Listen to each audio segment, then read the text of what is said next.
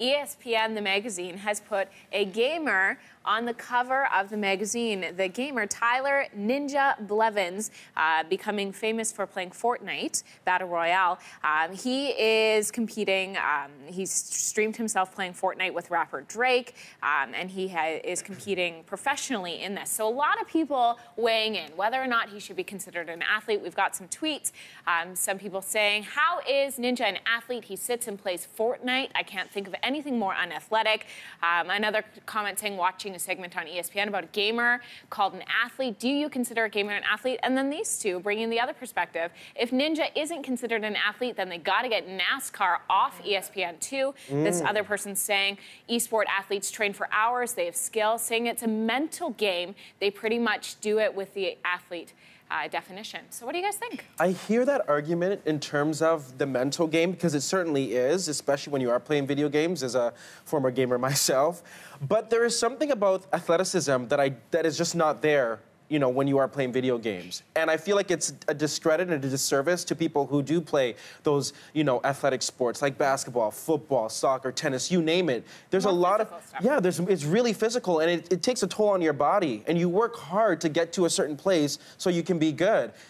I would just feel disrespected if I was, you know, a professional athlete and then I saw a gamer on the ESPN magazine cover. You could make that argument about a lot of things. You could make that argument about golf, for example. Nobody's running around. There's no real physical exertion. It's about a skill.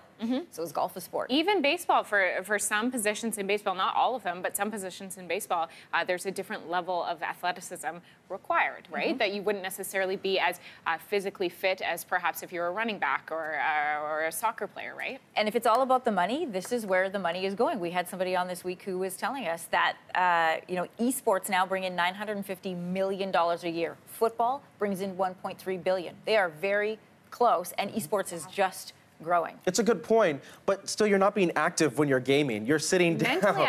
Mentally, yes. But even when you're playing golf, you're still swinging. Your arms are still swinging, and you're still practicing that swing. I mean, so there's still you're still active in some way. When you're gaming, you're just sitting there. Brandon, I totally hear you there, but we've had so many conversations on the show, even outside of sport, talking about the importance of mental health. And when your mental capacity is being challenged, when you're having to think, when you're having to be strategic and figure out problem solving, there are those who would argue that that is more important than anything physical. So I don't think it should be discredited. I think maybe if a different term needs to be used for people to give these people the credibility they deserve, maybe competitor as opposed to athlete. But I mean, they work hard. They work hard in a different way. They're not stinky and sweaty, but their brain can hurt at the end of it. Either way, it's just another example of people who do sports or a skill being paid a lot of money.